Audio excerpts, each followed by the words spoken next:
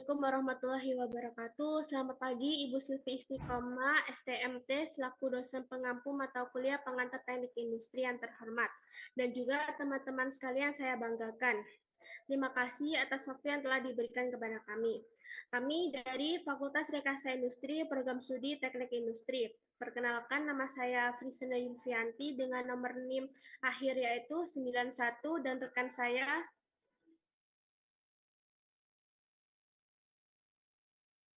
Dan saya Rahmat Cusnasana dengan NIM akhir 40.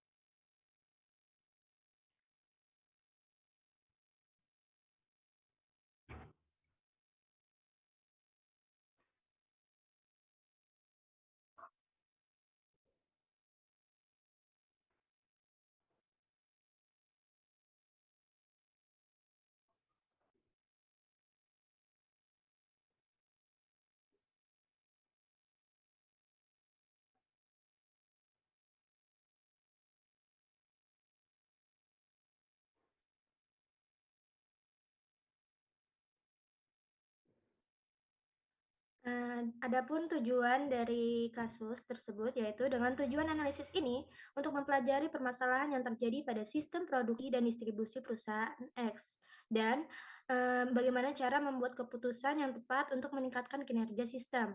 Nah, dalam analisis ini ada 3 sudut pandang keilmuan yaitu teknik industri, manajemen, dan teknik logistik.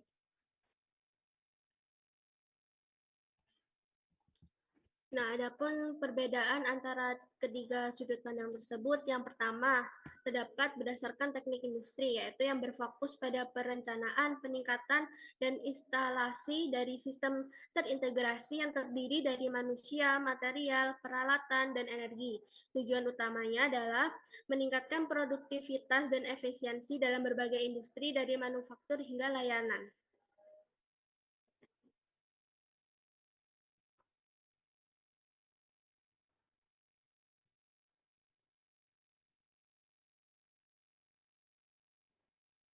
Nah, adapun juga teknik logistik yang berfokus untuk perencanaan dan manajemen aliran barang, informasi, modal, dan uang. Tujuannya untuk memastikan semuanya berada di tempat yang tepat, pada waktu yang tepat, dan dengan kualitas yang sesuai dengan apa yang diinginkan.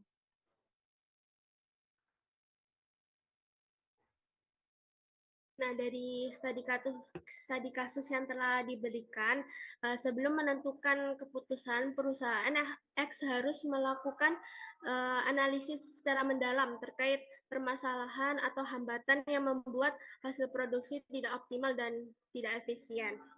Nah, yang pertama, keputusan dari sudut pandang teknik industri. Nah, yang pertama dapat penerapan 3 tahap quality control dan juga statistik quality control atau SQC. Alasan dari kenapa perusahaan tersebut harus melakukan uh, penerapan tersebut karena perusahaan X dapat menerapkan 3 tahap quality control itu. Yang pertama karena dalam study case itu terdapat produk cacat dari supplier, maka harus dilakukan incoming quality control yang berfokus pada pemeriksaan bahan baku sebelum digunakan dalam proses produksi. Dan yang kedua, karena terdapat banyak produk cacat dari hasil produksi, maka harus dilakukan in process quality control. Tahap ini bertujuan untuk memastikan bahwa setiap proses produksi dilakukan dengan standar kualitas, kemudian memasuki tahap akhir yaitu final quality control, di mana setiap produk diperiksa secara menyeluruh sebelum dikemas dan didistribusikan. Dan kemudian dilakukan dengan statistical quality control. Untuk melengkapi quality control dengan control chart dan capability analysis untuk membedakan antara variasi acak dan juga variasi khusus sehingga dapat mengurangi rework dan juga sebelum cacat terdeteksi. Dan yang kedua, penerapan lean manufacturing dan 3R pada limbah. Nah, kenapa harus melakukan itu? Dengan penerapan lean manufacturing di perusahaan X dapat mengintegrasikan prinsip eliminasi dari 7 waste, yaitu overproduksi, waiting, transport, processing, inventory, motion, dan defect. Sehingga dengan lean manufacturing ini dapat menghilangkan pemborosan dalam proses sehingga dapat mengurangi biaya dan juga meningkatkan produktivitas. Dan dengan pengolahan 3R ini pada limbah, yaitu reduce, reuse, dan recycle, untuk mengolah limbah sisa besi, busa, kain, plastik, cacat, dan debu cat powder dari tahap produksi itu sehingga dapat mengurangi efek samping dari limbah yang dihasilkan. Dan yang terakhir, perusahaan X dapat penerapan metode line balancing. Alasannya itu dengan penerapan metode line balancing ini pada perusahaan X dilakukan untuk mendistribusikan tugas secara merata antara stasiun kerja pada lini produksi agar waktu siklus setiap stasiun mendekati time dan juga menghindari bottleneck dan idle time sehingga dapat mengoptimalkan sistem kerja perusahaan X dan juga mengoptimalkan waktu menganggur atau mengurangi idle time dan juga output per jam meningkatkan tanpa tambahan tenaga terjadi tenaga kerja dan juga biaya yang dikeluarkan untuk sistem produksi tersebut.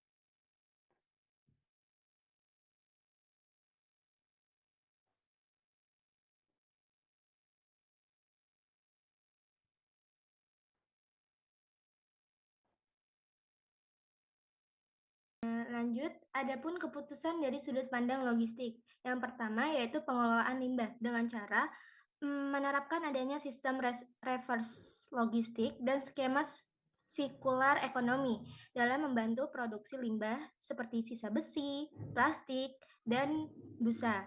Nah, karena saat ini banyak pun limbah yang dianggap sebagai beban biaya penyimpanan dan berdampak buruk bagi lingkungan sekitar. Dengan dikelolanya sisa potongan besi dapat dijual ke ngepul rongsok industri agar dapat dikelola menjadi sesuatu yang bermanfaat ataupun berguna. Dan bisa juga kita bekerja sama dengan pemasok dalam mendaur ulang kembali komponen plastik yang cacat dengan perusahaan yang dapat mengubah biaya menjadi pendapatan kembali. Nah, dengan demikian, kita dapat mengurangi biaya penyimpanan sementara dan dapat mencegah terjadinya resiko adanya denda lingkungan. Terus tuh, lanjut yang kedua yaitu pengandalian kualitas dan bahan kerja, yaitu dengan cara menetapkan standar service level agreements dengan pemasok dan melakukan inspeksi bahan baku di gudang inbound. Dengan cara adanya kendala ketidaksesuaian bahan baku sebesar yang tadi di studi kasus yaitu 3-5%, besi berkarat, kain robek, sangat merugikan. Nah, jika bahan cacat baru ditemukan saat produksi, maka perusahaan akan rugi dari waktu dan kapasitasnya. Nah, perusahaan harus menerapkan sistem return to vendor untuk bahan yang tidak sesuai standar sebelum masuk ke lini produksi. Dengan adanya dampak, menghilangkan pemborosan dan materi dan memastikan utilitasi kapasitas 12.000 unit atau per hari berjalan maksimal, agar berjalan maksimal. Terus tuh yang ketiga yaitu adanya struktur biaya tenaga kerja. Nah, strategi struktur biaya tenaga kerja ini yaitu dilakukannya evaluasi kesetimbangan lini antara pekerja tetap dengan adanya pekerja kontrak. Dengan alasan pekerjaan kontrak dibayar dengan 8.000 per unit, jika permintaan melonjak mendekati kapasitas 12.000 unit per harinya, maka biaya variabel untuk pekerja kontrak akan membengkak, sehingga perusahaan perlu menghitung titik impas break-even point. Dengan lebih menguntungkan menambah pekerja tetap atau mengotomatisasi pemasangan roda dibandingkan menggunakan tenaga borongan. Dengan adanya dampak untuk mengoptimalkan biaya tenaga kerja per unit produk. Lanjut.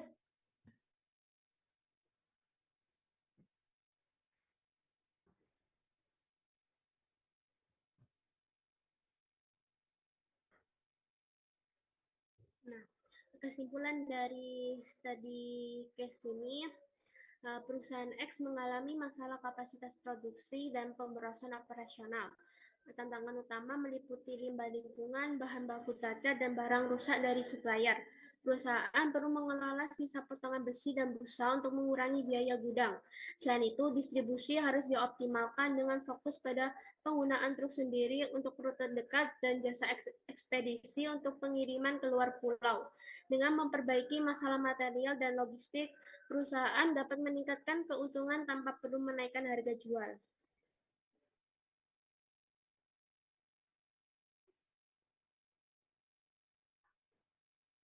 Sebelumnya saya ucapkan terima kasih atas presentasi dan waktu yang telah diberikan kepada kami. Dan sebelumnya kami ucapkan mohon maaf apabila terdapat kesalahan kata dan kalimat. Kami ucapkan terima kasih.